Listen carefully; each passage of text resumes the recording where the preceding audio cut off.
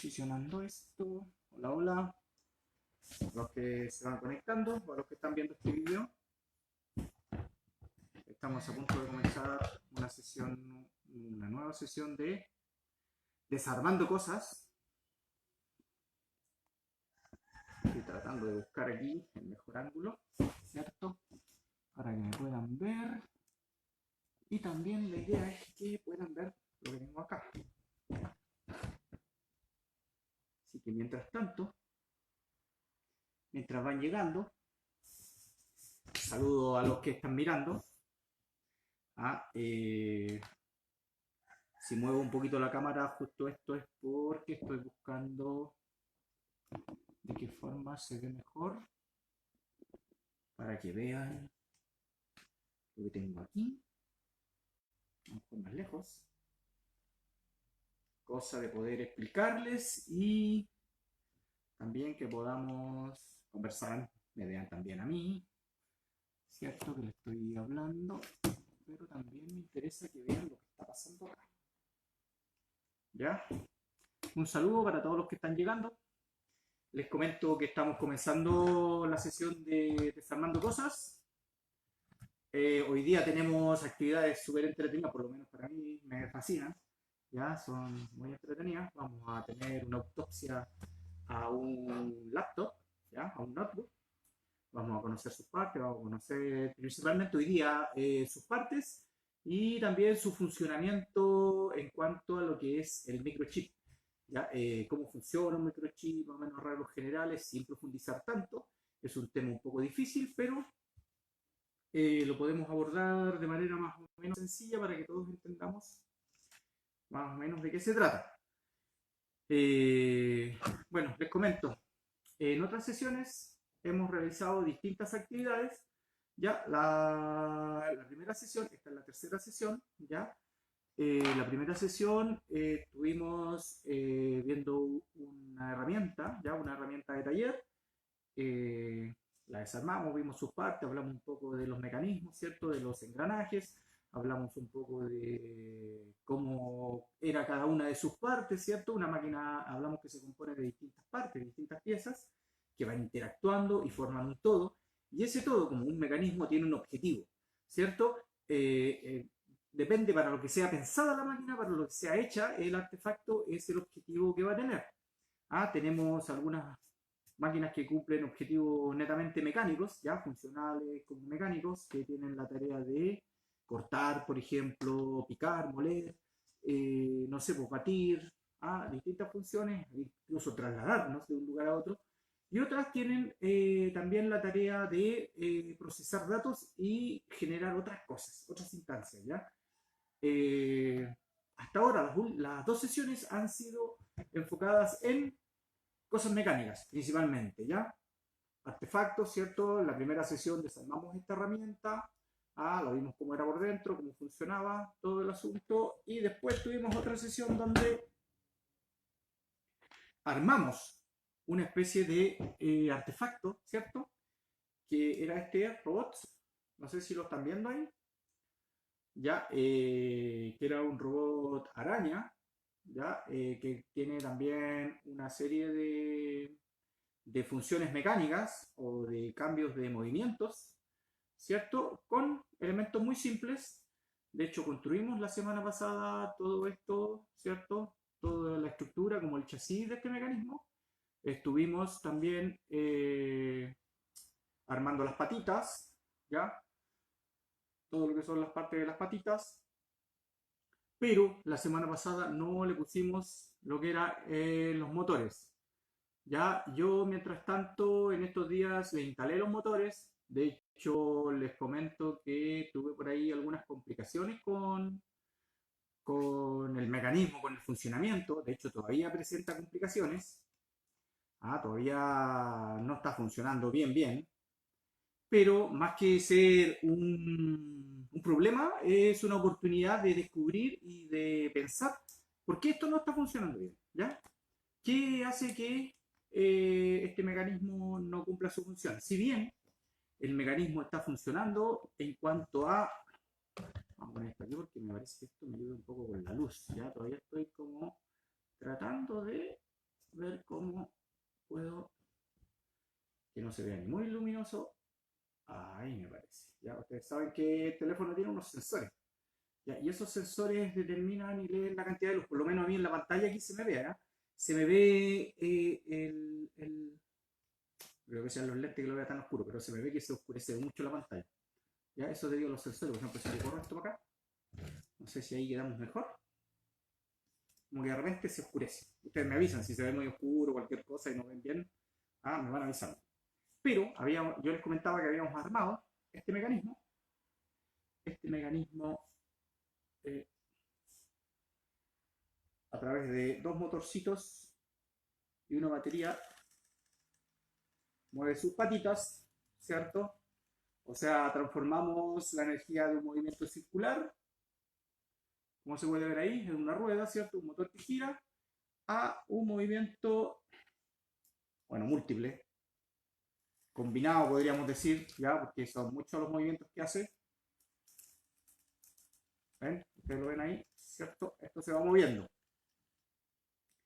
La idea de este robot era que caminara, pero si yo lo pongo así, realmente este robot no está caminando. Si bien yo lo levanto, se mueve, pero a la hora de apoyarlo en el suelo o en alguna superficie, vamos a poner esto un poco para acá. A ver si me ven mejor ahí. A ver si ven esto, que es lo que quiero que vean. Ya, tenemos todavía. Ya, no sé si se ve bien o tenemos un foco aquí que nos está haciendo mucha interferencia con respecto a la luminosidad. Pero como yo les contaba, yo levanto este aparato, ¿cierto? Y se mueve, camina, ¿cierto? Realiza su función, hace el movimiento. Ahí podemos ver el mecanismo, cómo funciona.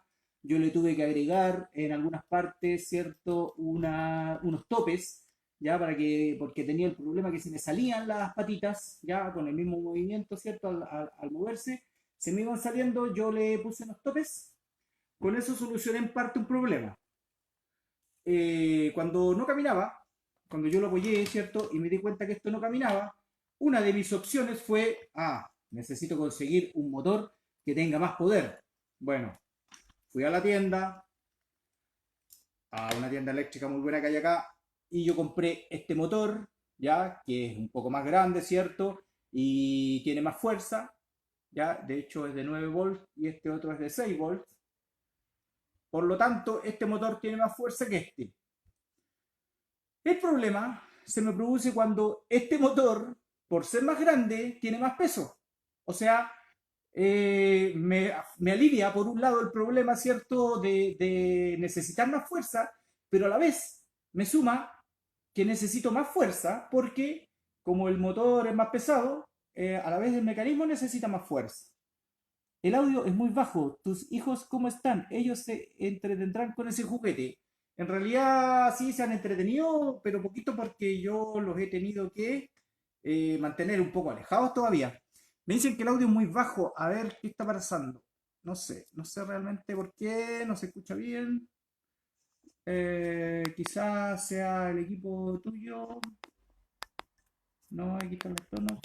¿No? No sabría qué cosa. Voy a tratar de hablar más fuerte para que se escuche mejor. Si no se escucha algo, me pueden decir. María, como te decía, por el momento lo he mantenido porque es frágil. Ya, esto si bien es una estructura experimental, de hecho es ideal para que los niños experimenten la mecánica, ¿cierto? Y el movimiento, sobre todo con la figura de algo que camina, ya no solamente con rueditas, sino que tiene la capacidad de desplazarse caminando, pero ustedes pueden seguir el tutorial de cómo armarlo, está en el otro video que hicimos la semana pasada, pero también en internet hay varios tutoriales. Pero, como les comento, yo me topo con ese problema. Yo tengo el problema que este robot funciona perfecto, pero a la hora de ponerlo en el suelo para que camine, el mismo peso del motor, o sea, de toda la estructura, ¿cierto? No me deja que camine. No lo deja caminar. ¿Por qué? Porque sumamos quizás demasiado peso en su estructura. Yo por conseguir un motor más grande a la vez tuve un doble problema, o sea, como una solución y un problema porque el motor era más pesado. Entonces, queda como tarea para los niños, como tarea para experimentar, ¿cierto? ¿De qué manera yo podría hacer que esta estructura que hicimos de palito, que es una estructura bien frágil, ya es bien liviana, pero de qué manera todavía podríamos alivianar un poco el peso? ¿De qué manera podríamos restar un poco de peso para que si realmente este robot pudiera caminar? O quizás la solución no sea aliviar el peso, quizás la solución pasa por quizás aumentar la capacidad de los motores. Pero tenemos que pensar eso. Si aumentamos la capacidad de los motores, vamos a tener más peso, porque un motor más potente, por lo menos para nuestro alcance, necesariamente va a tener un mayor peso porque va a ser más grande. Entonces, ¿cómo lo hacemos? Tarea para la casa. ¿Cómo lo hacemos? No sé. La Cristina Guerra me dice que por allá se escucha bien. El Italo Leighton también lo está viendo. Ya, le voy a mostrar esto. Entonces tenemos ese problema. El robot funciona, pero no tiene fuerza para caminar por sí mismo. Soluciones, pueden escribirnos, pueden comentarnos, pueden ustedes decir, ah, mira, yo creo que podría ser esto. Ustedes podrían a lo mejor fabricar en su casa, desde plano, les recomiendo que desde el inicio de la fabricación piensen en material más liviano. En este caso nosotros usamos palitos de estos de helado, ¿cierto? Básicamente palitos de helado. De estos palitos como de lengüeta, ¿cierto? Que son como el palito de helado, pero más grueso. Le pusimos 3 capas para lograr la resistencia de esto, para que esto realmente fuera resistente y pudiera moverse o pudiera resistir la estructura. Pero quizás aquí a lo mejor si eliminamos una de estas capas.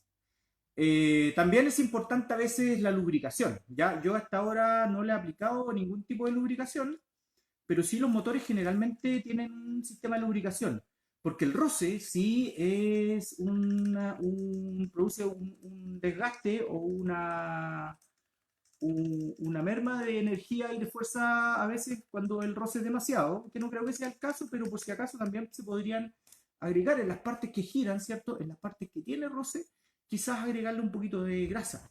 ¿Ya? Hay una grasa de motor que puede funcionar súper bien. Y justamente, yendo a ese desafío, o considerando esto como un desafío, lo que yo les traigo hoy como alternativa o como ejercicio del laboratorio de la sesión de hoy es otro aparato totalmente diferente al que teníamos, ¿cierto? Porque principalmente ustedes lo van a ver ya, lo vamos a abrir ahora, lo vamos a explorar por dentro, ya, esto es un notebook. De hecho, este notebook está viejito ya. ¿Ah? Sobre para acá. Si ustedes se fijan, le faltan algunas teclas. ¿Ah? La pantalla también está fallando, está mala.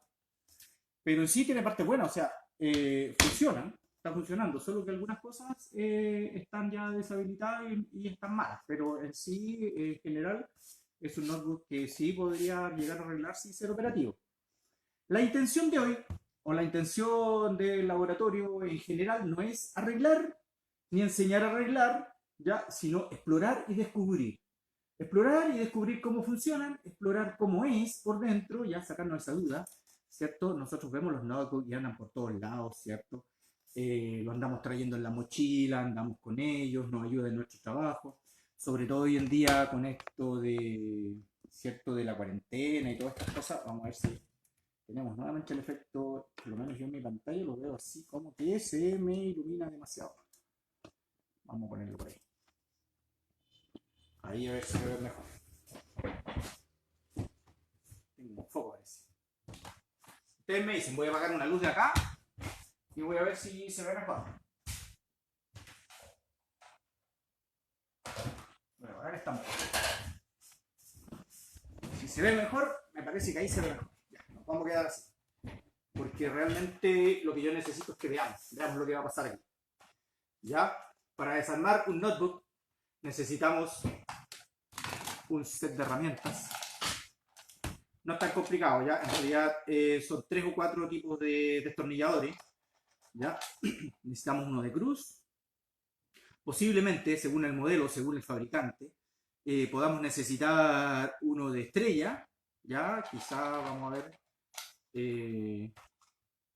pequeñitos ya, ahora estos de electrónica básica, estos que se usan, por ejemplo, que vienen en una cajita, que viene un set de 6, funcionaría perfecto para el desarmado básico de un notebook o de un aparato como este.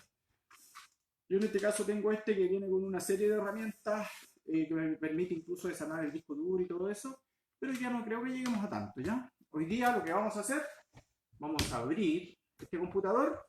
Mientras tanto, yo les voy a ir contando un poco de cómo funcionan. Ya nosotros nos vamos a dar cuenta que vamos a pasar de un sistema que ya no es mecánico, sino que es digital. Ya ahí está la diferencia. ¿Cuál es la diferencia entre un sistema mecánico y un sistema digital? La vamos a conocer.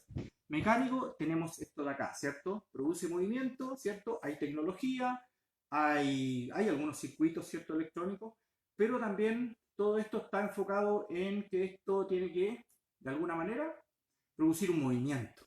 ¿Ya? Y eso es el resultado y ese es el objetivo.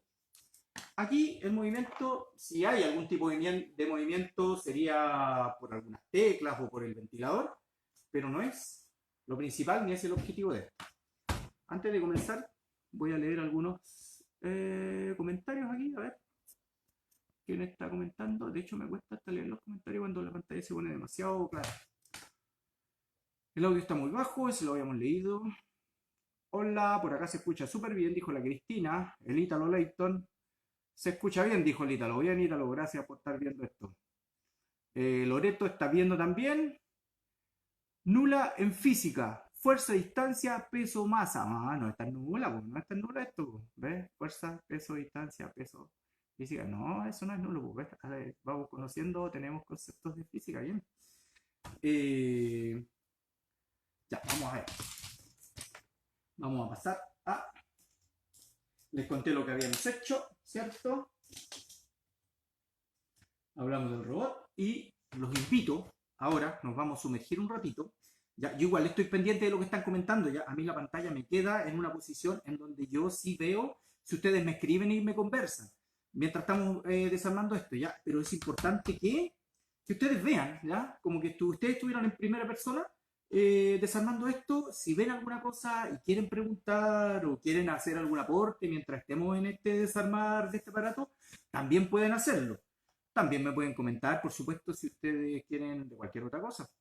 Eh, no sé cómo les ha ido en este tiempo, a lo mejor relacionado con el asunto tecnológico, con el computador, ¿cierto? Con el asunto digital. Hoy en día es protagonista, ¿cierto? En nuestras relaciones, en nuestro trabajo, en todo lo que estamos haciendo, en nuestras compras, cómo estamos realizando nuestra vida social, nuestra vida económica. Todo lo que está pasando hoy en día dependemos básicamente de la la digitalización y de hecho el mundo cada vez está más digitalizado y vamos a seguir avanzando en eso, ¿verdad? Todas las expectativas, todo apunta a eso. Yo voy a elegir por acá un destornillador de cruz, ¿ya? Que es el primero, generalmente el primero que vamos a usar cuando desarmamos un aparato como este. Y ahora nos vamos a meter acá, pero recuerden que yo igual estoy viendo, igual puedo seguir comentando con ustedes, seguir hablando de lo que estamos haciendo y lo que va pasando. Entonces, déjenme acomodar esto, quedemos en una buena posición. Eso mismo. Después vamos a volver un rato para acá para poder seguir conversando y para explicarle algunas otras cosas. Me parece que por ahí lo tenemos, ¿sí? Vamos a correr un poquito el teléfono hacia el lado. Les comento que este computador es un modelo Acer, ¿ya? Más o menos del año... De hecho era bien avanzado, fue el primer notebook que yo tuve. Ya, esto debe ser por ahí por el año 2004, 2005. O sea, es tecnología de hace bastante tiempo, más de 10 años. Ya la tecnología ha ido avanzando bastante en este tiempo, de hecho sigue avanzando. Ya en eso les puedo comentar que existe una cosa que se llama la ley de Moore. Ya la ley de Moore, este caballero predijo, que es un trabajador de IBM, este caballero predijo ya por ahí por el 2000, ¿cierto? Que la computación iría avanzando de tal manera que cada año reduciríamos en tamaño y aumentaríamos en capacidad. Hay dos factores, ¿ya? Uno que es reducir el tamaño, ¿cierto? Hay una tendencia a reducir el tamaño de los artefactos, pero también hay una tendencia a aumentar su capacidad. Entonces dijo que cada 2 años se iba a aumentar al doble la capacidad y se iban a reducir a la mitad el tamaño de los aparatos. Vamos a ver, esto no tiene todos los tornillos, tiene algunos, pero hay varios tornillos que ya no están. Entonces, cuando nosotros ocupamos nuestro notebook, yo creo que muy pocos tenemos la oportunidad, o a veces porque no nos atrevemos, o a veces porque no necesitamos, siempre buscamos a alguien, un técnico, que nos arregle nuestro computador, ¿cierto? Y generalmente un computador no falla mucho en su parte hardware, ¿ya? Tenemos el hardware, es toda la parte física de un aparato de este tipo. Más fallan los software, entonces casi siempre como que buscamos a alguien que nos arregle y nos reinstale los programas, por ejemplo. A veces podemos tener un problema con algún virus o con alguna cosa de ese tipo, pero ya llegar al desarmado de un equipo es muy raro y no sé, yo en lo personal no lo he hecho muchas veces, ¿ah? No he tenido que llegar tanto a eso, salvo en este que ya como está viejito, como les contaba, pero después de muchos años de haberme prestado muchos servicios. Y ya vamos a ir sacando aquí. Tuve que cambiar el destornillador por uno más finito. El otro no me estaba respondiendo bien porque era muy grande, ¿cierto? Para la medida del tornillo. Vamos a ir viendo, ahí ya no tenemos. Necesito un poco de luz aquí. Aquí ya no tengo. Aquí en la esquina tengo uno, que todavía está ahí.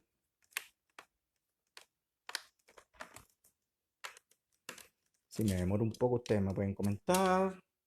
Nola en física, Álvaro Rivera. Hola Álvaro, ¿cómo estás? Qué bueno que estás viendo. Álvaro es eléctrico. No sé si sabrá, bueno, sí, también me parece que le gusta desarmar cosas en su casa. ¿Te gusta desarmar cosas en tu casa o sabes algo de electrónica? Si puedes hacer algún aporte, todo será bienvenido. Estamos lidiando aquí con los tornillos. Estamos revisando qué tornillos todavía están puestos. Voy a nombrar bien aquí. Tenemos ese, no está, ese tampoco. Tenemos ese tampoco. Aquí nos puede quedar uno. Aquí nos queda uno. Si ustedes se fijan, los tornillos vienen bien escondidos hacia adentro, ¿ya? Generalmente es para que, bueno, no produzcan daño, no estén molestando. Estén aquí.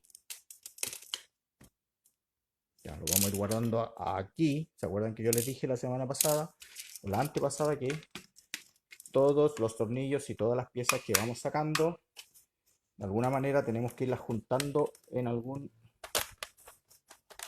lugar para que después cuando volvamos a armar esto, las encontremos, no tengamos el problema y además para que vamos sabiendo de dónde son. Ah, ¿cierto? Aquí en la esquina tengo algo todavía. De hecho, esta es una de las partes más engorrosas de lograr descubrir y lograr sacar todos los tornillos. Ya me parece que ahí están todos fuera. Ya, una cosa importante, acá vamos a sacar la batería. Ya, la batería también funciona como un atrapador. De hecho, aquí abajo de la batería nos vamos a dar cuenta que también tenemos otros tornillos que están acá arriba. Ya, como ven. Para este tornillo yo estaba usando este destornillador de acá.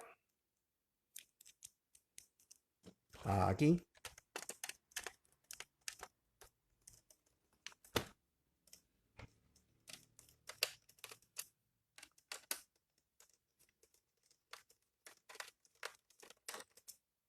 Ya, cuando a ustedes, si les toca desarmar alguno de estos aparatos, fíjense muy bien porque muchas veces hay tornillos que incluso pueden estar ocultos debajo de una etiqueta. Ya, muchas veces las etiquetas de sello de garantía esconden debajo un tornillo que justamente, claro, uno tenga que romper la etiqueta del sello de garantía para poder llegar a ese tornillo y de esa manera rompemos o eliminamos nuestra garantía. Pero nosotros ya tenemos esto. Vamos a acercar un poco aquí. Aquí tenemos nuestro notebook, ¿cierto? Un poco a la vista. A grandes rasgos, yo le voy a mencionar y le voy a nombrar algunas de las piezas.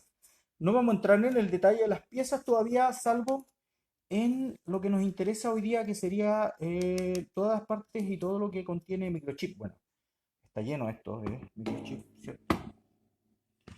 Pero tenemos acá, este vendría siendo el lector. Ya, de hecho, este computador, por ser de una generación un poco más antigua, es un computador que todavía traía un lector de discos. Ya, esto funciona, si yo lo desarmo acá, funciona, tiene un láser acá adentro, seguramente ustedes lo han visto. Es lo mismo que se ve cuando abrimos, por ejemplo, un Play, ya, lo abrimos, corremos la tapa para el lado para poner el juego. Aquí se ve, ¿cierto? Donde está la ranura, la ruedita donde insertamos el disco, ¿cierto? Y se ve un ojito, que es nuestro lector láser. Ya, tenemos esto, lo vamos a sacar para el lado. Tenemos por acá el ventilador, ya, ustedes saben que, bueno, este es un sistema de ventilación bien encachado. De hecho, a mí me gustó en este computador cuando lo abrí la primera vez porque tiene como un tubito de cobre que recorre hasta acá, ¿cierto? Enfriando este que sería nuestro procesador, ¿ya? Y también, no sé, pues recorre aquí partes importantes, ¿cierto? Tenemos la BIOS del computador y tenemos el procesador. La BIOS es lo que hace funcionar la placa, ¿ya? Todo esto que tenemos acá sería nuestra placa. Placa madre o placa base, ¿ya? En este caso es una placa integrada, ¿ya? O sea, todo es una sola cosa, salvo estos elementos que les estoy mencionando que son separados, pero hay placas que a veces se van componiendo y son como con slot o con encajes donde uno le puede ir agregando o sacando cosas, ¿ya? Haciendo que el computador pueda ganar más potencia. Generalmente esas placas son de los computadores de torre, estos que son de base, generalmente, pero en este caso ya la mayoría de los notebooks, sobre todo los notebooks de uso casero, tienen una placa integrada que se llama, en donde viene la tarjeta gráfica. De hecho, este es bien extraño porque además, aparte de ser, además de ser integrada, tiene una tarjeta gráfica incorporada, ya debe ser como un potenciador, pero no creo que sea totalmente la tarjeta gráfica, pero sí esto vendría siendo ya porque esto va a la pantalla. La tarjeta gráfica es la que está encargada de, se los voy a acercar un poco, para que vamos viendo el detalle de las piezas mejor. Ya, la tarjeta gráfica sería la que está encargada de leer, de alguna forma, codificar todo lo que son las imágenes. De hecho, para los videos, para potenciar todo lo que son fotos, todo lo que tiene que ver con imágenes, es esta la placa, ¿cierto? Que lleva la mayor parte de la tarea. Si bien todo funciona en conjunto, esta es la parte que se lleva el mayor peso. ¿Ya? Tenemos por acá el ventilador que le estaba comentando, ¿cierto? Que es el que refrigera. Tiene una toma de aire por el costado, ¿cierto? Esto va hacia allá, pero también esto lanza aire por estas rendijas, ¿cierto? Y por los costados hacia todo el resto del sistema. Ya de alguna forma todo esto, por tener un funcionamiento electrónico, se va calentando y se calienta bastante. Acá en este sector tenemos las memorias. Ya las memorias siempre vienen pescaditas con unos pinchos, ¿cierto? Que la hace saltar un poquito hacia arriba, lo que hace que yo pueda desprenderla, sacarla, ¿cierto? Y estos sí son piezas que traen, que pueden ser intercambiables, ¿ya? En este caso, según la lectura aquí, esta memoria vendría siendo de 1 GB. Bueno, también mencionar aquí cómo ha evolucionado esto. Ya, yo me recuerdo de computadores, ¿cierto? Que incluso de disco duro tenían mucho menos de 1 GB, ¿ya? La memoria, la función que cumple la memoria es como la memoria de nosotros, si lo comparamos con nuestra memoria, es como la memoria a corto plazo. Ya, cuando el computador está funcionando, la memoria almacena datos y almacena, por ejemplo, yo estoy trabajando en un Word, tengo una escritura y estoy ahí en el Word, es todo ese dato del Word, si yo no lo he guardado todavía como archivo en el disco duro, ya todo lo que yo estoy escribiendo en el momento, lo que está pasando en el mismo instante, se está guardando en esta memoria. Por eso muchas veces si se nos apaga el computador, después vamos a recuperar el archivo y no está, porque esta memoria no retiene a largo plazo. Es una memoria de corto plazo, ¿ya? Solamente tembló, dijo la Loreto. Yo no sentí nada, a lo mejor el epicentro fue allá, fue más fuerte, o a lo mejor eso fue lo que produjo que se cayera aquí algunas cosas. No sentí yo que tembló. Pero todos tranquilos en su casa, no ha pasado nada. Ya, lo único, bueno, nos falta el terremoto, ya, sería lo único que nos falta. Entre tanta desgracia y tanta tragedia, esto parece ya una comedia, una película de drama. Eh, pero por acá por lo menos no pasó tanto. Si en su lugar, en su donde están, tembló, también pueden comentar, no sé. Vamos recopilando información, vamos así calculando de qué grado fue el temblor. En Chile nosotros hemos desarrollado una capacidad increíble para determinar la intensidad de los sismos, ¿cierto? Por una cuestión de acostumbramiento, yo creo, ya más o menos cachamos que si se mueve tanto, más o menos qué grado podría ser. Esto que yo tengo acá, pasando a otro tema, sería el disco duro, que a diferencia de la memoria, guarda y almacena información por mucho tiempo.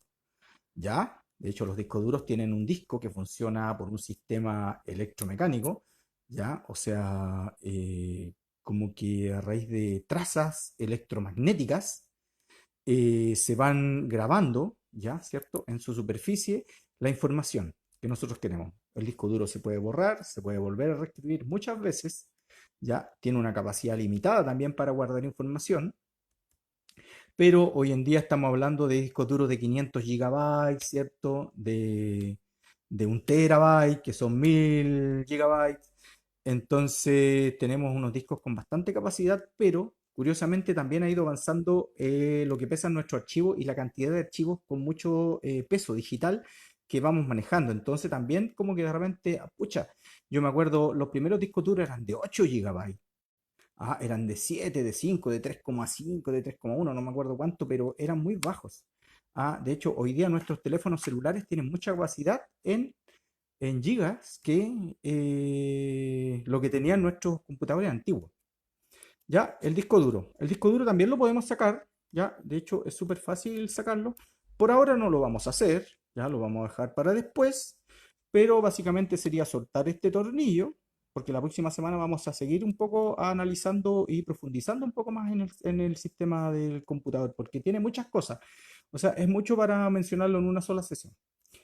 Entonces esto sale para afuera, ¿cierto? Y tiene su capacidad de almacenamiento, como les dije, que es un poco limitada y finita. Ahora, a mí me gustaría explicarles un poco cómo, de alguna manera, hemos llegado, ¿cierto?, a un sistema digitalizado en donde cada vez, como les comentaba recién, los artefactos son más pequeños, ¿ya?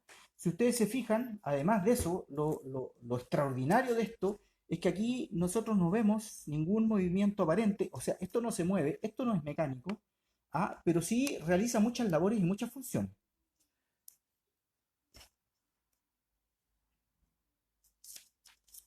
Ya, les voy a comentar un poco de historia, ya, de lo que sería más o menos cómo funciona, cómo lee los datos, cómo almacena los datos un computador. Ya, para eso vamos a ir un poco bien atrás, ya, alrededor de unos 500 años atrás, cuando existían, ¿cierto?, los relojes.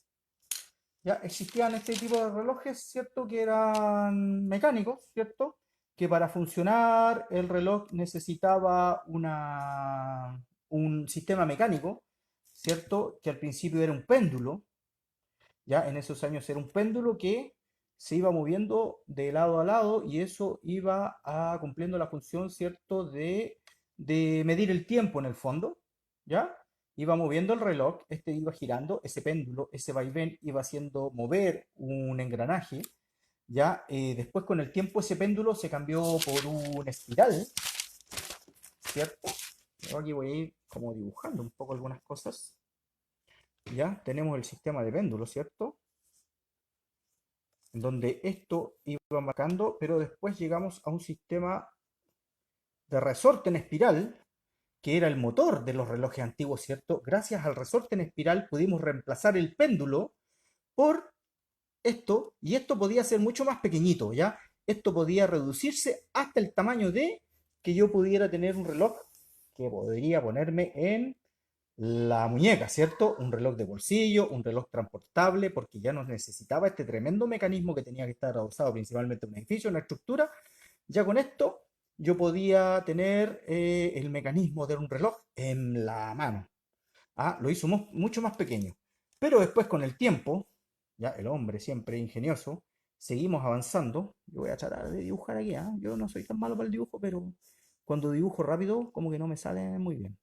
Lo vamos a poner a las 12:00. Tenemos este tipo de reloj que salió, ¿cierto?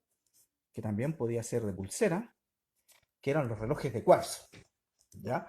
Y aquí es cuando nos damos un salto importante, porque el cuarzo, que es una piedra, ¿cierto? Una piedra, un mineral, ya está compuesto principalmente de silicio. Silicio que se expresa con Si en la tabla periódica. El silicio tiene la capacidad, ¿cierto?, de vibrar, o sea, produce una vibración muy rápida cuando yo le someto una carga eléctrica. O sea, yo al silicio le someto una carga eléctrica y este comienza a vibrar. Ya esa vibración era lo que hacía funcionar estos relojes. Además de eso, el silicio, por ser un elemento semiconductor, ¿ya? De hecho en la tabla periódica está en la categoría de los semiconductores. ¿Qué hacen los semiconductores?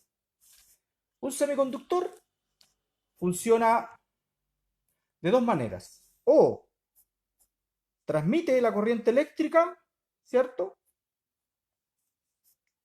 Supongamos que esto viene, la transmite, se comporta como un conductor eléctrico, o sea, permite que a través de él pasen los electrones y facilita este desplazamiento de electrones, o también puede funcionar como no transmitir la corriente eléctrica. Entonces bloquea el paso de electrones, ¿cierto? Y no transmite nada. Entonces, puede transmitir o no transmitir partículas, ¿cierto? Corriente eléctrica. ¿Esto qué hace? Que cuando transmite corriente eléctrica se enciende, igual que un interruptor. Cuando no transmite, se apaga. Entonces, cuando el hombre descubrió que el cuarzo tenía esta propiedad de transmitir o no transmitir, ¿cierto? Dijo, aquí tenemos algo importante. Entonces, hoja nueva.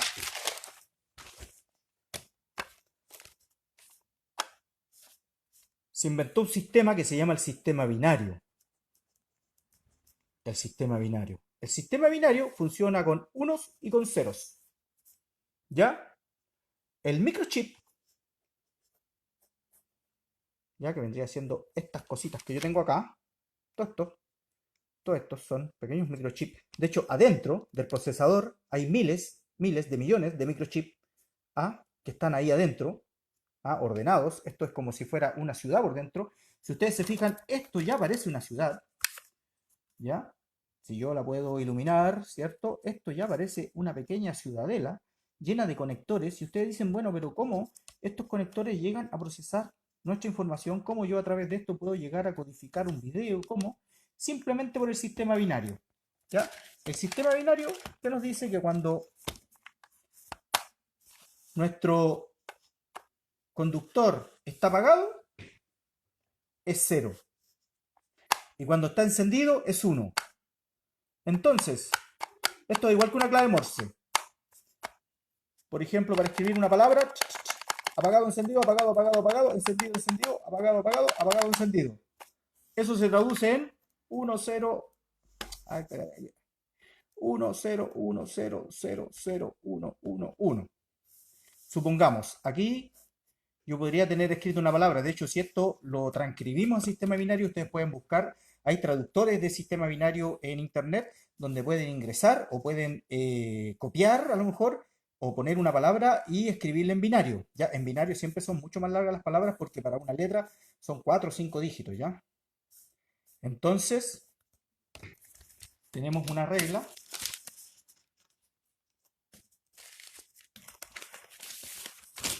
según la cantidad de transistores, o sea, según la cantidad de enciende y apaga. Un circuito integrado, ¿cierto? O un microchip está lleno, como les contaba recién, con miles de millones de circuitos de transistores, ¿ya? Cada transistor tiene esta función, encender y apagar. Entonces, por ejemplo, para leer todos los códigos del teclado, eh, el computador ocupa más o menos 8 transistores. Esto para llevarlo a cantidades, ¿ya? Cuando nosotros tenemos, o si nosotros queremos escribir, por ejemplo, cuando escribimos una página, ya un documento de una página, estamos ocupando 25.000 de estos transistores que tienen que funcionar para poder decodificar esta página, para poder llevar la información. Si yo pongo alguna música, por ejemplo, una canción que me gusta, estoy utilizando alrededor de 1.4 millones de transistores. Y así vamos avanzando, ¿cierto? Ustedes saben que una foto pesa más que una canción, entonces para una foto ya estamos hablando de 10 millones de transistores, ¿cierto? Y cuando yo voy a ver o transmito o hago, por ejemplo, lo que estamos haciendo nosotros ahora, transmitiendo un video, son 10.000 millones de transistores que están funcionando, que están trabajando en unísono y que están decodificando, que nos están entregando esa información.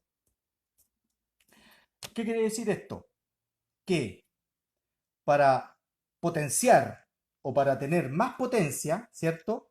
Necesitamos más interruptores, ¿ya? Y a la vez, ¿cierto? Está el asunto de reducir el espacio, ¿ah? El espacio físico que ocuparían estos transistores, ¿cierto? Lo bueno del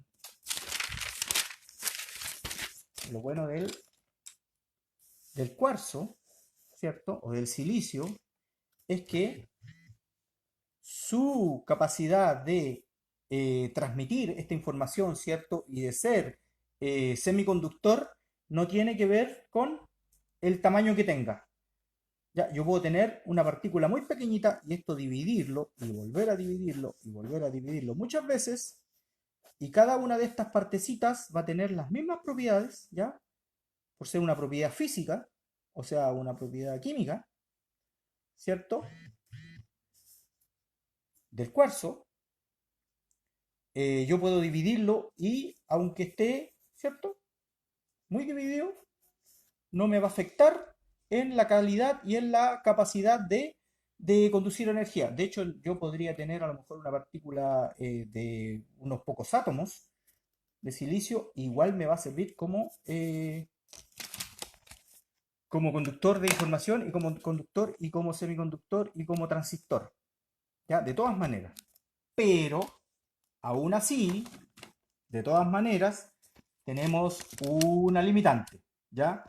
Esto no es finito, ¿ya? O sea, no es infinito, esto tiene un fin, esto tiene una reducción máxima de tamaño. Y en eso,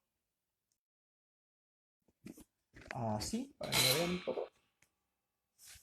Vamos a leer un poco. Chris está viendo. ¿Quién más está viendo? Tembló. ¿Y qué pasó con el temblor? ¿Sí? ¿Temblor o no? Yo no sentí nada por acá. Ay. Bueno, eso que se cayó no fue culpa del temblor, sino fue porque yo moví.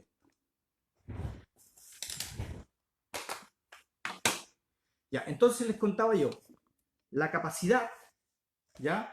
De reducir y de achicar, hoy en día ya está llegando a su límite, ya, de hecho ya no tenemos tecnológicamente, no existe más capacidad de reducir los transistores, pero ocupando el silicio como material básico, pero nos salta un nuevo material que viene a prometer y viene a solucionar este problema, que se encuentra incorporado en nuestros lápices de mina, ¿ya? De hecho, el grafito, ¿ah? Es un material que por estar compuesto por capas, porque pequeñas capas como láminas, nos permite, y por ser también un material considerado semiconductor, nos permite tener láminas tan finitas, ¿ya? Que pueden tener incluso un átomo de espesor, ya eso es muy finito, pero aún así seguir siendo y seguir teniendo las características de semiconductor, incluso mucho más potentes que el silicio. Por ende, la solución para poder seguir avanzando tecnológicamente, para poder tener máquinas cada vez más potentes, para poder desarrollar nuevas tecnologías ya en el futuro y en el presente, está en prácticamente en un material que también es súper económico, súper fácil de adquirir, como es el grafito. Ya, un poco eso es lo que les quería contar hoy día. Yo no sé si alguien tiene algún comentario, quiere hacer alguna opinión o alguna cosa, pero básicamente yo creo que con eso estaríamos por hoy. La próxima semana nosotros seguiremos, ¿cierto? Desarmando esto, pero ya vamos a ver cada parte específica, cómo funciona y cuál es la misión de cada una de estas piezas específicas del computador. Ya, y también, no sé, ahí vamos a ver, vamos a desarrollar en la semana a lo mejor algún otro invento y artefacto para que podamos desarrollar o hacer algún experimento en nuestras casas. Desde aquí me despido, espero que estén súper bien, que tengan un buen fin de día feriado, de día festivo para los que fue festivo, que se cuiden mucho. Quiero que estén atentos a todas las actividades que tiene SECREA, a todo lo que estamos haciendo. De hecho, la próxima semana tenemos una actividad que tiene que ver con el Día del Patrimonio. Los que estén interesados y tengan capacidad para cuidar y tener un huerto, estén atentos porque va a haber quizás un sistema de inscripción para la próxima semana para recibir un huerto. Ustedes saben que hoy en día una de las cosas como fundamentales es el desafío que nos puede traer esta pandemia o esta situación en la que estamos en cuanto a nuestra alimentación, ¿cierto? Que sería lo básico como va a poder sobrevivir y mantenernos bien. Entonces nosotros como Secreta estamos un poco preocupados de eso, ya hay gente que la está pasando ya un poco mal, entonces sobre todo niños, niñas que estén por ahí en situación vulnerable, en situación de precariedad o en situación de algún tipo de problema, puede que a lo mejor no sea tanto, pero de todas formas quiero que sepan que cuenten con el SECREA, que cuenten con nosotros y que estamos atentos a eso y para eso por lo menos para la próxima semana tenemos esta propuesta de los huertos, la soberanía alimentaria, así que estén atentos a lo que estamos haciendo en SECREA. Desde aquí me despido, muchas gracias a todos los que estuvieron. Saludos José, me dice la Loreto, ya. Bueno, a ver las noticias o a ver las redes sociales para saber qué pasó con el temblor, si fue temblor o no fue temblor. Yo no sentí nada. Le agradezco por estar aquí y nos quedamos viendo la próxima semana. Gracias.